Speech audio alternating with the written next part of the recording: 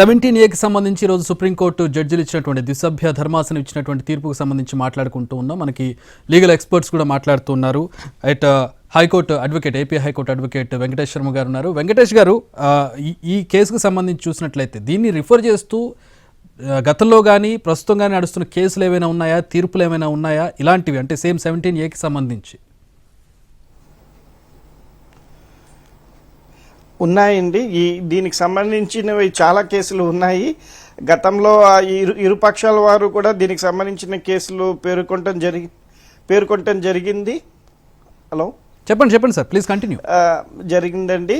కాకపోతే ఇందులో వచ్చే ఆ కేసులకి ఈ కేసులకి ఉన్న వైరుధ్యం, తేడా ఏమిటంటే కేసు జరిగిన డేట్ ఒకటి, ఇన్వెస్టిగేషన్ స్టార్ట్ అయిన డేట్ ఒకటి, మధ్యలో 2018 వచ్చిన తర్వాత మళ్ళీ ఎఫ్ఐఆర్ నమోదైన 18 నెలల పాటు సుదీర్ఘమైన విచారణ చేసి ఎక్కడా కంగారు పడకుండా ఈరోజు ఎఫ్ఐఆర్ చేసి మరుసటి రోజు అరెస్ట్ చేయకుండా 18 నెలలు ఇన్వెస్టిగేషన్ చేసి 25 మంది నేరస్తుల్ని అరెస్ట్ చేసి గవర్నమెంట్ అఫీషియల్ విట్నెసెస్ ద్వారా 164 స్టేట్మెంట్లు నమోదు చేసి అతి పక్కాగా మొత్తం రెడీ చేసిన తర్వాతే చంద్రబాబు నాయుడు గారు అరెస్ట్ చేయటం జరిగింది. ఎక్కడా కూడా ఆదరాబాదరాగా ఆ చంద్రబాబు నాయుడు గారు అరెస్టు జరగలేదండి. దానివల్లే చంద్రబాబు నాయుడు గారు గతంలో ఏ కేసులైనా చూసుకోండి, అతనికి వెంటనే స్టేలు వచ్చేవి. ఏ కేసులో కూడా ఛార్జ్షీట్ పడలేదు, ఏ కేసు ట్రయల్ ఎదుర్కోవటం జరగలేదు. ఫస్ట్ కేసు చంద్రబాబు నాయుడు గారు క్వాష్కి వెళ్తే స్టే రాకపోవటము, అతను అరెస్టు అక్రమం అని చెప్పి చెప్పకపోవటము, జైలుకి వెళ్ళటము, అతను వారి మీద చట్ట ప్రకారం అన్నీ కూడా ఎవిడెన్స్లు, అఫీషియల్ విట్నెస్లు 164 స్టేట్మెంట్లు అన్నీ కూడా జరగటం ఈ కేసులోనే జరిగిందండి. ఇప్పటిదాకా ఏ కేసులోనూ జరగలేదు. వారు ఏదైతే పేర్కొన్నారో కూడా తోసిపుచ్చడం జరిగింది. గతంలో ఆ కేసులకి ఈ కేసులకి ఉన్న తేడా ఏంటంటే నేరం జరిగిన తేదీ కానీ ఎఫ్ఐఆర్ కట్టిన తేదీ ఒకటే ఉంటుంది. 17A అంత పెద్దగా పని వచ్చేది కాదు. ఒక్క నిమిషం మాల్యాద్రి గారు, నాకు I need the particular cases, అంటే ఎక్కడెక్కడ కేసెస్ జరిగాయి, వాటిలో తీర్పు కానీ జరుగుతున్నటువంటి ప్రొసీడింగ్స్ కానీ ఎట్లా ఉన్నాయి? ఏమండి, ముందుగా మీరు నాకు అనుమతి ఇస్తే జస్టిస్ బోస్ గారు ఇచ్చిన జడ్జిమెంట్ లో కూడా ఒక చాలా ఇంపార్టెంట్ పాయింట్ ఒకటి రాశారండి. Please sir. ఈ non procurement of prior approval from the concern authority అనేది ఇంతకు తీసుకోలేదు కాబట్టి ఇప్పుడు తీసుకోండి అన్నారు. అంటే స్టేట్ ఇప్పుడు అప్లై చేసి శాంక్షన్ తీసుకోవచ్చు అన్నారు. అవును, తీసుకోవచ్చు అన్నారు కాబట్టి దాని అర్థం ఏంటి? రిమాండ్, ఎఫ్ఐఆర్ ఇల్లీగల్ అంటాం లేదు మేము, ఒక్క శాంక్షన్ తీసుకోవడం ఒక్కటే తప్పు కాబట్టి శాంక్షన్ తీసుకోండి అన్నారు. శాంక్షన్ ఇవ్వకపోతే సార్? శాంక్షన్ ఇవ్వకపోతే ఇప్పుడు మనకు అక్కడ జరిగింది కదండి, యడ్యూరప్ప గారి కేసులో శాంక్షన్ అనేది గవర్నర్ ఇవ్వలేదు.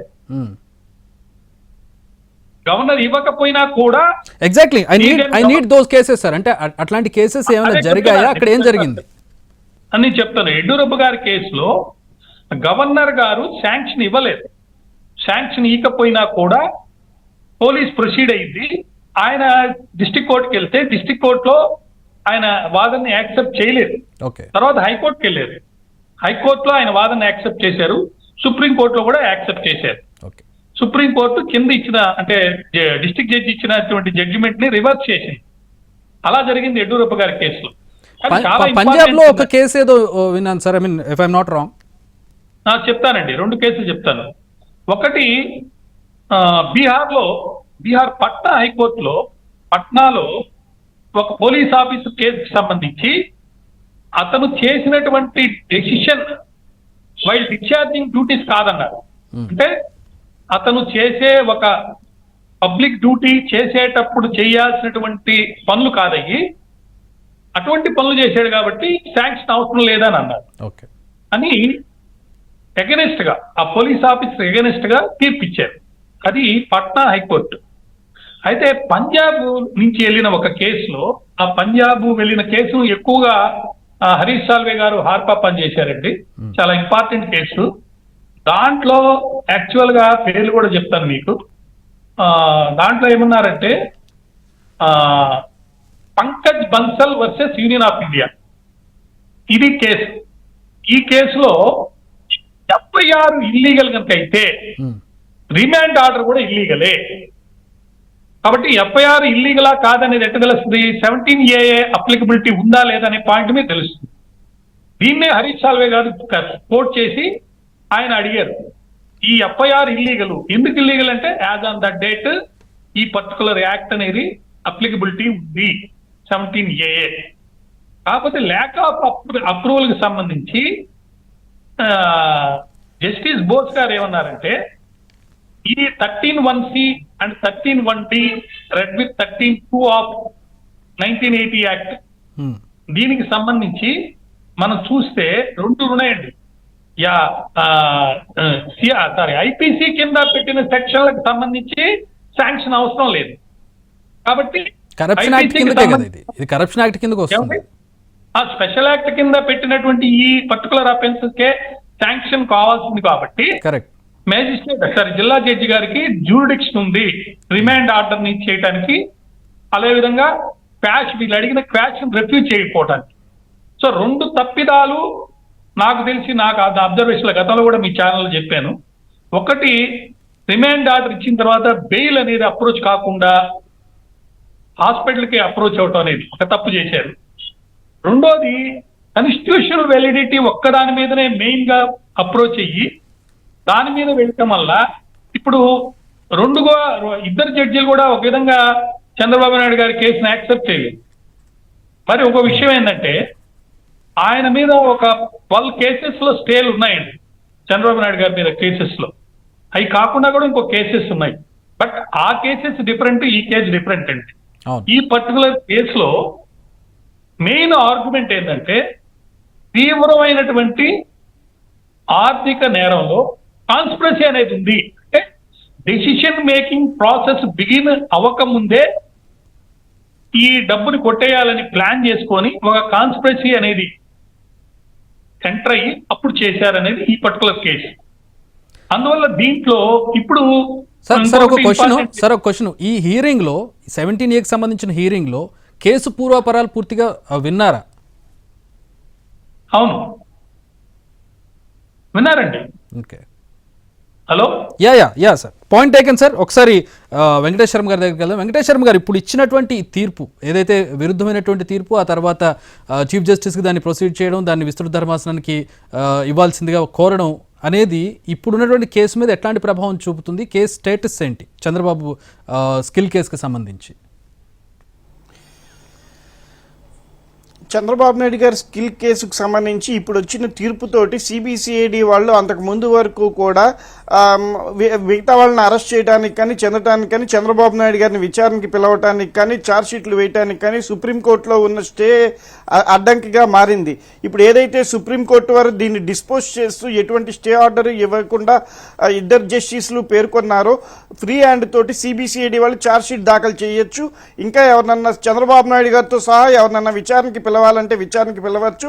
లోకేష్ గారిని, కిల్లా రాజేష్ తదితరులు ఎవరన్నా విచారణకి పిలిచి ఏదన్నా అవసరమైతే అరెస్టులు ఏదన్నా చేయాలన్నా చేసుకోవచ్చు. ఎవరైతే విదేశాలకు పారిపోయారో వాళ్ళకి ఇక్కడ లోకల్ వాళ్ళతో సంబంధాలు ఏమైనా ఉన్నాయని విచారణ చేసి వాటన్నిటిని కూడా ఫ్రీ హ్యాండ్ తోటి అధికారులు దర్యాప్తు చేసుకోవడానికి ఈ తీర్పు దోహదపడుతుందండి. అంతకుముందు అయితే ఛార్జ్షీట్ దాఖలు చేయడానికి కానీ ముందుకు వెళ్ళడానికి కానీ ఈ తీర్పు అడ్డంకిగా ఉండేది. ఇప్పుడు ఆ అడ్డంకులన్నీ తొలగిపోయినాయండి. అంటే 17A మీద జరుగుతున్నటువంటి వాదోపవాదాలు కావచ్చు, ప్రొసీడింగ్స్ కావచ్చు, వాయిదాలు కావచ్చు, తీర్పు మీద అంటే ఇప్పటిదాకా జరిగినటువంటి ప్రొసీడింగ్స్ మీద ఏమైనా ప్రభావం చూపింది? అంటే జరుగుతూనే ఉంది కదా, అంటే అరెస్ట్ కావచ్చు, బెయిల్ కావచ్చు, బెయిల్కి సంబంధించిన బేస్ కావచ్చు, అన్నీ జరుగుతూనే ఉన్నాయి కదా. ఇప్పుడు ఇది కొత్తగా ప్రభావం ఏమైనా చూపుతుందా? గతంలో చంద్రబాబు నాయుడు గారిని మళ్ళీ కస్టడీకి కావాలని చెప్పి సిబిసిఐడి వాళ్ళు పిటిషన్ దాఖలు చేస్తే సుప్రీంకోర్టులో ఈ కేసు పెండింగ్ ఉండటం వల్ల మళ్ళీ వారిని కస్టడీకి తీసుకోవడం జరగలేదు. మళ్ళీ వారిని విచారణ కూడా పిలవటం జరగలేదు. ఈ కేసు పూర్తయ్యే వరకు కూడా మేము ఎటువంటి తదుపరి చర్యలు తీసుకోము ఫైబర్ నెట్ లో కానీ ఇతర కేసుల్లో అని గతంలో పేర్కొనడం జరిగింది. ఫైబర్ నెట్ లో కూడా ముందుకు వెళ్లకుండా ఫైబర్ నెట్ లో కూడా అతను కింద కోర్టులో బెయిల్ కొట్టేసి దాని కూడా సుప్రీంకోర్టులో పెండింగ్ లో ఉంది. ఇప్పుడు ఆ కేసెస్ అన్నిట్లో కూడా సిబిసిఐడి వాళ్ళు ముందుకు వెళ్ళడానికి కుదురుతుంది. గతంలో ఇట్లానే Kishore Kumar versus state of Bihar కేసులో అతను ఎవరైతే సర్కిల్ ఇన్స్పెక్టర్ తన అధికార దుర్వినియోగం చేస్తూ తప్పుడు ఎఫ్ఐఆర్ కట్టి ఆ తప్పుడు ఎఫ్ఐఆర్ ద్వారా డబ్బుల ద్వారా లబ్ధి పొందుదామని చెప్పి చూస్తే ఆ కేసులో కూడా క్లియర్ కట్గా కోర్టులు ఏం చెప్పినాయంటే నువ్వు డబ్బులు తీసుకో, ఆ డబ్బుల కేసులో నీకు నాకు 17A వర్తిస్తుంది, నాకు పర్మిషన్ శాంక్షన్ లేకుండా విచారణ చేయకూడదు చెందకూడదు అని చెప్పి అతను పేర్కొన్నారు. ఇది క్లియర్ కట్గా ప్రైమా ఫేసి ఉన్న కేసులో శాంక్షన్తో అవసరం లేదు, నువ్వు అక్కడ డబ్బులు తీసుకుంటుంది రెడ్ హ్యాండెడ్గా దొరికింది, రెడ్ హ్యాండెడ్గా మొత్తం కూడా prima facie establishments circumstantial evidences ఉన్నాయి, అట్లాంటి కేసుల్లో శాంక్షన్ అక్కర్లేదు అని ఆ కోర్టు వారు పేర్కొనడం జరిగింది. ఎక్కడైతే నిజాయితీగా పబ్లిక్ సర్వెంట్స్ ఉంటారో వాళ్ళకి మాత్రమే శాంక్షన్ అవసరం అని గతంలో పలుమార్లు కోర్టులు చెప్పడం జరిగిందండి. రైట్ మాల్యాద్రి గారు, ఇప్పుడు అంటే కాంట్రరీ అంటే ఇప్పుడు వచ్చినటువంటి తీర్పులో రెండు భిన్నమైనటువంటి వాదనలు ఉన్నాయి కాబట్టి ఈ సిఐడికి ఫర్గా వచ్చిందని మనం చెప్పుకోవాలి. అంటే 17Aకి సంబంధించి, సో ఎఫ్ఐఆర్కి సంబంధించి, కస్టడీకి సంబంధించి, సో చంద్రబాబు ముందున్న ఆప్షన్స్ ఏంటి, లీగల్గా ఉన్నటువంటి ఆయన ముందున్న ఆప్షన్స్ ఏంటి? ఏంటండి ఇక్కడ ఏంటండి ఇప్పుడు క్వాషింగ్ సంబంధించి మరి ఇది జరుగుతుంది. క్వాషింగ్ సంబంధించి జరుగుతున్నందువల్ల ఎన్నిసార్లు తెలుగుదేశం పార్టీ ప్రెసిడెంట్ గారు టాప్ కోర్టుని ఇంటరమ్ బెయిల్ ఇవ్వండి అని అడిగినా కానీ ఇవ్వలేదు. హైకోర్టు ఇచ్చింది సేమ్ మంత్ లో. అది పరిస్థితి. అంటే నాయుడు గారిది వేరే మ్యాటర్స్, యాంటిసిపేటెడ్ 500 స్కామ్ కేసు కానీ సుప్రీంకోర్టు క్యాష్ పిటిషన్ ఈ స్కిల్ డెవలప్మెంట్ కేసులో వచ్చేదాకా ఆపారు. కాబట్టి ఇప్పుడు ఈ తీర్పు వచ్చేసింది. ఈ తీర్పులో అయితే ఇక్కడ ఒక చిన్న ఏంటంటే ఈ తీర్పు ఇచ్చేటప్పుడు ఈ బెంచ్ని ఎవరు ఏమీ రిక్వెస్ట్ చేయలేదు. ఏమండి కాన్స్టిట్యూషనల్ బెంచ్ కాన్స్టిట్యూట్ అయ్యి ఆ కోర్టుకి వెళ్ళి మేము ఆర్డర్స్ తీసుకొచ్చేదాకా ఈ జడ్జిమెంట్ ని సస్పెండ్ చేయని కానీ ఎవరు అడగలేదు. రేపేమైనా వేస్తారేమో చూడాలి. We have to wait and see ఏమైనా ఫైల్ చేస్తారా, లేదంటే చీఫ్ జస్టిస్ గారిని అప్రోచ్ అయ్యి కాన్స్టిట్యూషనల్ బెంచ్ ని త్వరగా రెఫర్ చేయండి, ఎందుకంటే చాలా కేసెస్ ఉన్నాయి, వాటన్నిటికి సంబంధించి ఇది చాలా ఇంపార్టెంట్ కాబట్టి కాన్స్టిట్యూషనల్ బెంచ్ ద్వారా ఏమైనా ఇంటర్మ్ ప్రొటెక్షన్ ఆర్డర్ ఏమైనా తీసుకోవడానికి ట్రై చేస్తారేమో చూడాలి. That we have to see. ఎందుకంటే జనరల్ గా ఇటువంటి పరిస్థితుల్లో హయ్యర్ బెంచ్ ని కాన్స్టిట్యూట్ చేసిన తర్వాత అప్రోచ్ అయ్యి తీసుకునే ముందల ఏదైనా ప్రాబ్లం వస్తే సేమ్ బెంచ్ ని అప్రోచ్ అయ్యి ఇంటర్మ్ రిలీఫ్ అడుగుతారు, జడ్జిమెంట్ ని సస్పెండ్ చేయండి అని. కానీ ఇంతవరకు అది జరగలేదు. ఎందుకు జరగలేదని నాకు తెలియదు, అది చూడాలి.